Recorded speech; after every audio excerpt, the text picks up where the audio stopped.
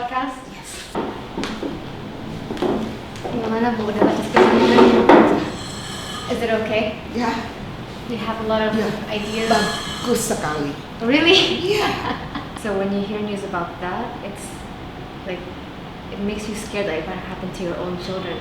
Kan kita lebih sebenarnya kita pengen mengenali anak sendiri ya nggak sih? Iyalah. Cuman mereka belum ada keinginan untuk mengenali kita kan, so it has to come from us.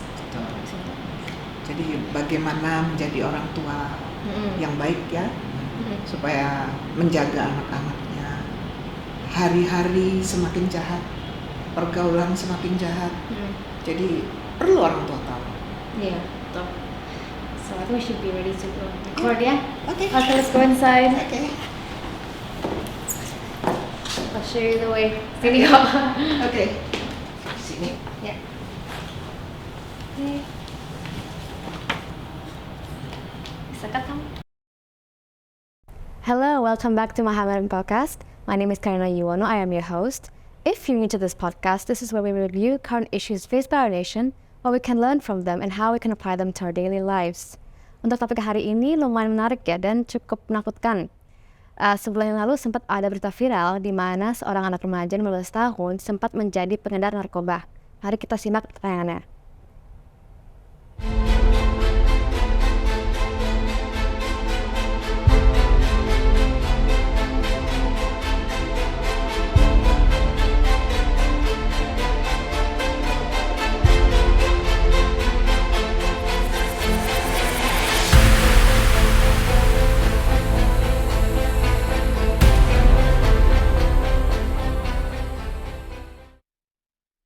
Well, there you go. Very shocking news and quite emotional, especially for a parent.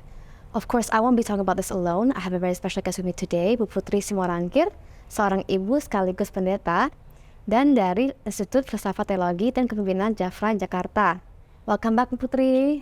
Thank you Karina. Bu Putri, did you watch the news around a month ago about this teenager, 15 years old, who became a drug dealer? Yes, I did it. How did you feel when you watched that? Untuk saya itu suatu yang luar biasa. Di zaman sekarang ya, anak-anak macam-macam yang terjadi di sekitar kita. Jadi ini merupakan satu contoh. Segala sesuatu yang dilakukan oleh siapapun harus ada tanggung jawabnya. Kita harus bertanggung jawab terhadap segala sesuatu yang kita lakukan, termasuk anak ini. Dia harus mempertanggungjawabkan apa yang sudah dilakukannya. Dia ditangkap polisi. He is the son of a famous dangdut singer, Felis Karlina. Ya. Dia mulai konsumsi narkoba sejak usia 13 tahun. Terus pas 14 tahun baru mulai menjadi pengedar narkoba. Dan di 19 baru ditangkap. Iya. Nah, Jadi dari 13 sampai 15. tapi dia mulai menjualnya tuh sejak 14, jadi sekitar 1 tahun lah. Tapi selama 1 tahun itu dia, orang tuanya sama sekali nggak tahu. How can that happen? Ya, itu sering terjadi di dalam keluarga-keluarga. Apa sih yang dibutuhkan oleh anak? What do you think? Cuman this is kind of an extreme case, kan nggak semua keluarga memiliki anak yang menjadi hasil kayak gini guys. Ya, Sampai betul. menjadi pengedar narkoba atau kriminal. It's not common. Sekarang Karina, anak ini sudah masuk di ranah hukum. Dia sudah dihukum walaupun belum putusan pengadilan. Dia sudah dihukum oleh lingkungan, mungkin oleh orang tuanya, dan bahkan orang tuanya pun sudah mengalami tekanan karena sedih melihat anaknya seperti ini. Itu sudah merupakan satu hukuman bagi dia. Nah, sekarang yang ingin saya sampaikan, ayo kita belajar kepada semua orang. Kita belajar melalui kasus ini supaya kita menjaga anak-anak kita.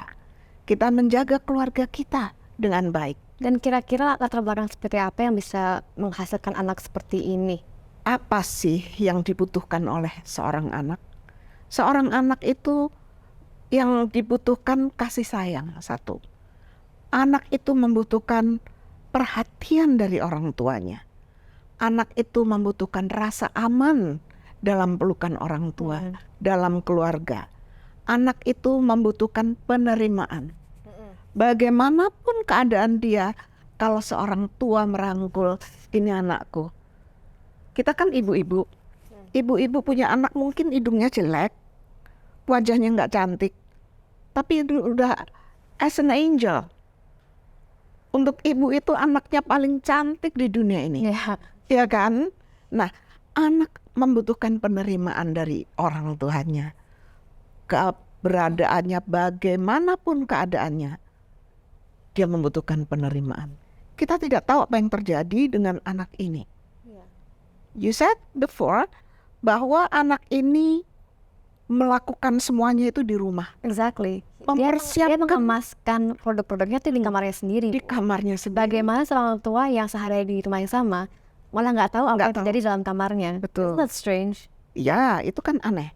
Artinya apa yang kita bahas tadi, anak ini tidak mendapat perhatian yang cukup dari orang tuanya. Apa mereka kayak kurang komunikatif ya antara orang tua? Satu perhatian yang cukup, nggak mempunyai telinga dari ibu atau dari orang tuanya. Anak kan kepengen cerita kepada ibunya. Kira-kira kenapa orang tua mereka dia sendiri nggak ada inisiatif atau keinginan untuk mengenali anaknya, sehingga kayak tiap hari udah menjadi habit gitu, Bu? Ya, terlalu sibuk bisa terjadi, terlalu sibuk. Satu hal yang penting bahwa anak yang seperti ini, anak yang bermasalah, tentu dia mempunyai luka. Trauma dalam hidupnya yang belum di-heal gitu kan, yang never healed. Anak yang belum atau never healed. Kemudian dia adalah merupakan satu produk dari orang tua yang juga luka. Sama-sama juga luka kan. Ibu luka, bapak luka, anak luka. We never know. Jadi apa yang terjadi di antara anak dan orang tua kita tidak tahu. Bagaimana orang tua itu keadaannya kita juga nggak tahu. Bisa jadi luka itu akibat macam-macam. Hidup ini kan macam-macam ya Rina. Bisa terjadi karena masalah ekonomi, bisa terjadi karena masalah kesehatan, bisa terjadi karena masalah rumah tangga. Kita nggak pernah tahu. Tapi semua mereka ini ada luka-luka di dalam hidup masing-masing, sehingga menghasilkan seorang anak yang seperti itu. Anak yang luka juga. Dan seorang anak yang nggak dapat perhatian dari orang tuanya, dia akan cari jalannya sendiri yang dia pikir benar. Dia pikir jalan itu yang paling benar untuk dia, jalan itu yang paling menyenangkan untuk dia. Ternyata jalan itu sangat salah dan sangat-sangat berbahaya. Because he's 15, he was 13, he doesn't know anything. Kan dia belum terlalu berkembang otaknya. Sehingga dia belum punya kayak, in English we call it a moral compass. How do you know what's right? How do you know what's wrong? Dan bahkan polisi mengatakan dia pas ditangkap tuh nggak merasa nyesal, nggak kelihatan nyesal, dia merasa nyesal tapi ekspresinya kayak biasa-biasa aja katanya. Betul. Apa nggak itu aneh, kayak 15 years old, you have a whole life ahead of you. When you suddenly get a knock on the door from the police saying that you're caught and you have to go to jail, kan itu kan shocking for anybody, kan any age is shocking. Betul. Tapi kalau anehnya dia malah ekspresinya tuh, oh ya udah another day, another life gitu. Ya, jadi udah hatinya sudah seperti membatu. Iya, itu merupakan satu proses yang bukan terjadi 1-2 hari, 1 bulan 2 bulan. Itu udah bertahun-tahun kayak itu sudah terjadi begitu lama. Yang kita tidak tahu sudah terjadi begitu lama, dan anak itu menjadi seperti itu, udah nggak ada rasa, sudah nggak ada rasa lagi. Nah, inilah dia. Karena itu bagaimana orang tua, kalau orang tua yang sehat, saya nggak bicara khusus tentang orang tua anak ini. Kasihan juga kalau kita ikut menghakimi mereka.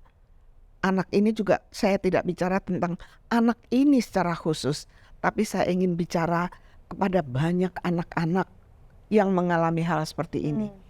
Banyak orang tua yang mengalami peristiwa seperti ini. Tapi mungkin hasilnya nggak se-ekstrim ini sih, Bu, nggak sampai mereka jadi kriminal kan. Tapi banyak yang terjadi seperti ini, banyak. Karina pernah pergi ke tempat narkoba? Belum lah Bu. Saya pernah. Banyak anak-anak yang juga mengalami hal-hal seperti ini. Banyak sekali. Dan itu rata-rata itu dia lack of perhatian Iya. dari orang tua. No attention, no care, no sense of belonging lah. Betul. Sehingga mereka berpikir, ya udahlah aku kesini aja, kan di sini ada teman-teman lain yang ikut-ikutan narkoba juga kan. Like I have a family here, which is a family of people who use and sell drugs. Itu kan pergaulan yang ya menurut orang lain it's not right kan, tapi buat mereka this is all I have. Betul. This is what makes sense to me gitu. Anak ini cerdas. Iya, dia cerdas loh karena Cerdas. dia sampai nekat memasarkan produknya itu ke 3 kabupaten. Artinya kan dia udah paham nih marketnya kayak apa di wilayah-wilayah tersebut kan.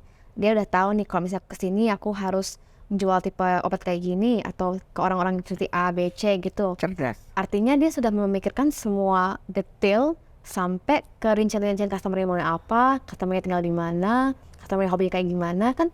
Even though he's like lacking all this mental development, but he still for some reason is smart enough to know how to operate a whole business by himself. Ya, anak ini cerdas sekali. Dia tahu bagaimana apa yang harus dijual, bagaimana liku-likunya, bagaimana menghadapi si A, si B, dan si C. Itu dia cerdas sekali. Sayangnya kecerdasannya nggak diarahkan Iya, kepada digunakan di tempat yang positif. salah. Di tempat yang salah. Kasihan sekali anak-anak yang seperti ini. Dia kan kasihan yang seperti itu. Iya. Cuman like, well, for people like me or my family, we see it as a kasihan, but at the same time, ya kita nggak bisa 100% membebaskan dia. We can't let him how do you say, like we can't give him a pass 100% karena apa yang dilakukan itu kan memberikan efek kepada banyak orang. Artinya he sells the drugs, automatically he's also kind of destroying the life of many people, ya nggak sih? Karena Jadi dari yang dia lakukan, dia sudah merusak banyak orang. iya, orang-orang Banyak itu jiwa, banyak ratusan kliennya itu udah mau nggak mau udah terikat, ya Yeah. kan? addicted and it's hard to get out of the addiction. Betul. Nah, kita move on nih Bu ke bagian pergaulan mereka. Ini kan yang menarik itu dia punya anak buah yang umurnya jauh lebih tua daripada dia. Umurnya 26 tahun. Jadi dia ketemu ini tuh pas di usia 14 kalau nggak salah. Dan si tersangka I namanya, tersangka I itu mereka punya kayak semacam sistem simbiosis gitu. Si tersangka ini menjual produk-produk ke tersangka RD, yaitu si anak pengedar narkoba ini. Tapi si RD ini mengatakan, okay, I will buy your products, but you're gonna help me sell them too. So they have like a working system that makes them be able to get these drugs to reach out to further Saling places. menguntungkan. Yeah, tapi kan he's 15 and the other one's 26. Hebat kan? Artinya hebat. How is it possible that he has like he's a boss of an adult? Isn't that strange? Dia hebat. Anak ini hebat. Iya. Sayang sekali. Anak ini perlu diselamatkan. Iya. Anak ini perlu ditangani secara baik. Tapi dia bisa kenal orang dewasa kayak gitu kan? Artinya kita harus kayak mikir, dia apa pergaulannya rata-rata orang yang di atas 20 apa hampir 30 tahun dan di tempat-tempat yang berbahaya gitu kan. Gak semua anak remaja kan kenal kayak orang kayak gitu, ya gak sih? How can that even happen in the first place? Apa ibunya Ya, nggak? kira-kira anak ini tentunya menarik. Anak ini tentunya menarik sehingga dia bisa menarik perhatian orang-orang yang hidupnya di dunia seperti ini. Karena dia mainnya di dunia seperti ini, Iya. maka dia juga menarik orang-orang yang hidupnya di dunia seperti ini. Dia dimanfaatkan dan dia saling Dia memanfaatkan. bagaimana bisa belajar kayak, okay, I'm gonna take advantage of this person. Okay, I'm gonna speak in this persuasive way sehingga si orang ini bisa menjadi anak buah gue gitu. Kan itu kan perlu pemikiran yang apa ya, like he has to be kind of Ya, manipulative in anak some way. ini dia dengan seumur itu, dia sudah bisa berpikir seperti orang-orang di atas umurnya. Iya. Ya kan? Aneh ya nggak sih? Yang di atas umurnya. Jadi alangkah sayangnya ya. Alangkah sayangnya anak ini jatuh ke dunia yang seperti itu. Jadi anak ini perlu diselamatkan. Artinya diselamatkan itu satu, diselamatkan dari kehidupan narkobanya, kedua diselamatkan dari hati yang luka dalam hatinya, itu harus disembuhkan betul-betul. Dan dia membutuhkan bantuan orang di sekitarnya. Dia membutuhkan bantuan orang tua. Sehingga dalam hal ini nggak fair kalau anak ini aja yang salah sepertinya. Iya, banyak yang salah. Banyak yang tua, salah. teman-teman. Dan kita juga nggak ingin menyalah-nyalahkan orang-orang yang ada di sekitarnya juga. Tapi bagaimana ke depan? Apa yang harus dilakukan ke depan? Ya semua mulai dari rumah sih. Semua harus asalnya The first dari rumah. education. Ada satu, I don't know, Karina tahu nggak? Ada satu film seri kita dulu, Rumah Cemara atau apa, Keluarga Cemara, something like that. Itu satu quote dari film ini bilangnya, harta yang paling indah adalah keluarga. Yeah. That's nice. Yeah. Harta yang paling indah memang betul. Harta yang nggak bisa dihitung. Harta yang tidak bisa terhitung adalah keluarga kita. Pendidikan yang terbaik berasal dari rumah. Dan rumah itu harus menjadi pribadi-pribadi yang kuat. Rumah itu adalah tempat orang-orang yang sudah disembuhkan dari luka-luka masing-masing. Karena nggak ada salahnya orang tua kan juga bisa salah ya. Of course, nggak ada yang perfect, Bu. Betul. Nggak ada salahnya orang tua minta maaf pada anak-anak. Cuman jarang terdengar sih. Tapi This is banyak my orang experience. tua nggak mau minta maaf pada anak. Iya. Mereka beranggapan gengsinya akan rusak. Iya, karena mereka mau merasa benar terus. Banyak orang tua yang seperti itu. Padahal nggak ada salahnya. Orang tua minta maaf kepada anak, nggak ada salahnya. Gengsinya nggak akan luntur sebagai orang tua. Bahkan itu merupakan obat bagi anaknya. Merupakan obat yang paling mujarab adalah permintaan maaf dari orang tua. Ya, karena itu kan akan membuka conversation, right? And then Akan membuka conversation. it will show your child that, oh, the people who are raising me itu nggak perfect juga. Mereka juga bikin kesalahan juga kadang-kadang. Sehingga kayak what I do, I can reflect Every upon it. parent Yeah. pasti ada, nggak semuanya perfect ya. Tapi itu dia. Antara orang tua, suami istri, nggak ada salahnya juga saling memaafkan, saling minta maaf di antara mereka, antara suami istri, sehingga beres. Itulah obat yang paling mujarab untuk menyembuhkan luka-luka. Itu bahasa Inggris namanya vulnerability. The ability to, I would say the ability to open up emotionally gitu. Dan itu sesuatu yang belum, and at least my opinion, belum menjadi bagian dari culture kita. Kayak saling mengatakan apa yang kita rasakan sebenarnya sih. How do you really feel? Itu biasanya kita tutup kan, kita sembunyikan di dalam hati. Jadi misalnya kalau kita lagi makan siang atau makan malam di rumah, paling basa-basi aja ya nggak sih Bu? Kayak kita nggak sampai ngomongin what's our problem at home gitu. Betul. Karena itu pasti kayak menjadi topik yang agak canggung atau kita merasa how do you say, like a lot of shame to admit something that is like a flaw, kekurangan kita kayak apa gitu kan. Itu kan menjadi shameful for us. Ini enggak, bahwa sering ada keluarga-keluarga yang banyak keluarga dari luar kelihatan nice. Iya, but then you don't know what's happening behind Tapi it. orang nggak tahu apa yang ada di dalam mereka. Kelihatannya bagus, semua oke. Padahal nggak selalu oke. Iya. Ada macam-macam yang ada di dalam keluarga itu. Jadi kita sebagai orang tua, kita perlu memperhatikan diri kita. Nggak usah jauh-jauh, diri kita, hidup kita. Perhatikan itu. Iya. Perhatikan itu, perhatikan yang di sekitar kita lah. Tapi gimana Bu, kayak orang tua kalau misalnya tiap hari kerja dan ada banyak urusan di rumah, kan mereka mungkin nggak sempat ada waktu untuk duduk sebentar mikirin, oke, ginilah caranya saya akan membimbing anak saya, ginilah saya akan this is how I'm gonna fix my problem, or this is how I'm gonna communicate with my children. Karena mereka kan nggak sempat mikir kayak untuk mencari waktu untuk mikirin itu. So how can we expect parents to even think Quality about time. quality time? Quality time. Itu buatlah quality time. Kalau semuanya pada repot ya, Iya. pada sibuk. Quality time. Dan mungkin juga dibutuhkan seorang yang profesional, Terapis. terapis. Ya. Kita bisa konsultasi dengan terapis. I'm very pro therapy sih. Cuman I know that the culture in Indonesia masih belum terlalu didorong ya, kayak going to therapy when you have a problem. I like this analogy kayak gini. Misalnya kalau kita kakinya patah, kita kan ke physician, we go to the doctor. Tapi kalau hati kita patah, kita malah nggak mikirin ke terapis. Betul. I don't know why. Ya, sebab banyak easy.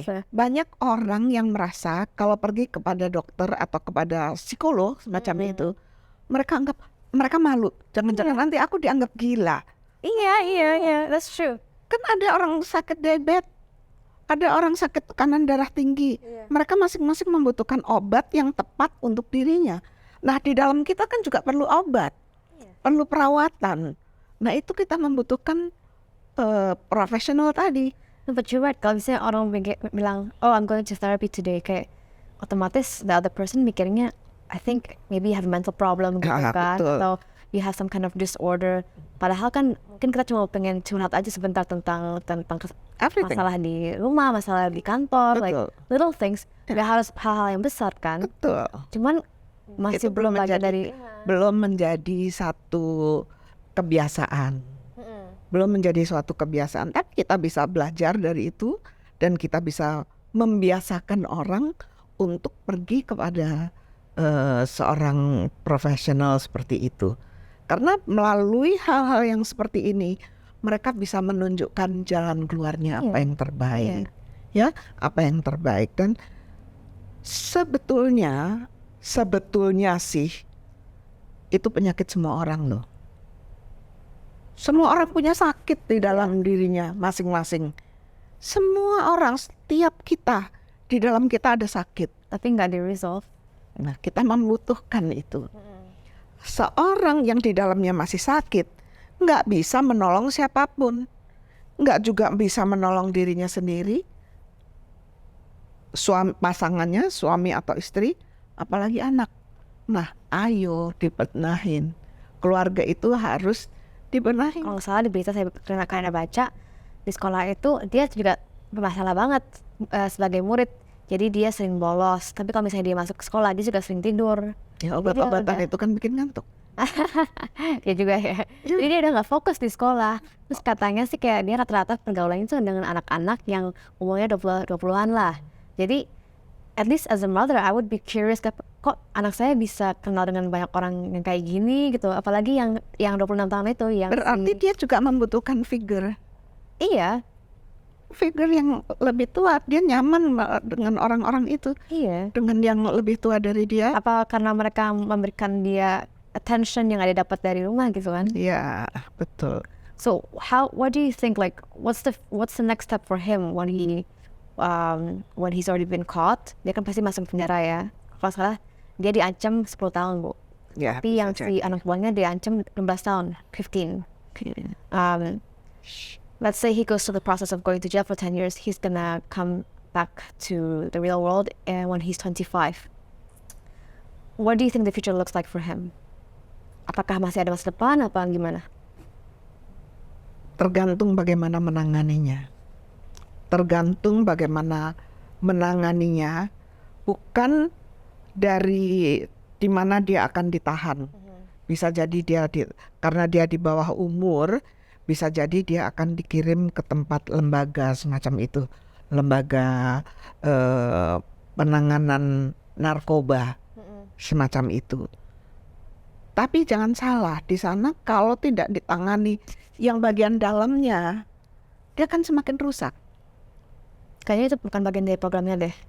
Dia saya katakan dia bisa menjadi semakin rusak karena dia akan ketemu orang-orang yang semakin pintar lagi di dalam hal ini, di dalam jaringan narkoba ini. Kalau dia tidak ditangani dengan baik. Karena itu yang dia butuhkan adalah cinta, perhatian dari yang special, adalah orang tua, keluarga yang lain, pengertian dari semua untuk menerima dia apa adanya, untuk ikut mendorong, membimbing supaya dia jadi orang yang benar. Meskipun cuma satu anak doang, apa yang dilakukan otomatis, like I said before, memberikan dampak pada ratusan orang lain, klien-kliennya, dan teman-temannya yang mungkin dia ajak untuk masuk ke dunia berbahaya kayak gini juga. Ya. Nah, ini kadang-kadang ada orang tua yang nggak fair. Nggak fairnya itu begini, dia menuntut banyak dari anaknya. Kamu harus jadi orang yang pinter, kamu harus jadi begini. Lihat tuh anak orang hebat, Dibandingin terus ya. dia dibandingin terus. Orang tua mau nggak sih dibandingin sama sama orang tua orang lain? That's a good point. I've never done that before. Tapi sering juga digituin sih. Karena kenapa kayak gini? Aduh mah, aku jadi emotional kalau gitu sih. Kalau kepikiran tentang orang lain, terus aku mikir kayak I have to always reach that standard. Dan standarnya semakin tinggi, semakin tinggi. Semisal kalau tercapai, ya aku merasa kayak aku mengecewakan dia kan. Ya. Dan mengecewakan diri sendiri juga. Jadi seperti itu, dia membandingkan anaknya dengan orang lain, menuntut banyak dari anaknya untuk menjadi seperti ini dan seperti itu. Orang tuanya memberi contoh yang baik enggak kepada anaknya? Padahal anak dari dia masih kecil, yang dibutuhkan oleh anak adalah satu, kasih sayang, kedua pelajaran, diisi. Anak itu kan perlu diisi dengan hal-hal yang baik, ajaran-ajaran yang baik, moral compass. Nah, itu kan dia membutuhkan itu semua. Yeah. Itu diajarinya kan butuh waktu yang lama. Iya. Dari waktu masih kecil diisi terus, maka anaknya akan menjadi seperti itu nggak pasti jadi semalam yang itu. nggak terjadi dalam satu malam, ya kan? Nah, orang tua yang seperti itu kan juga nggak suka kalau dibandingkan.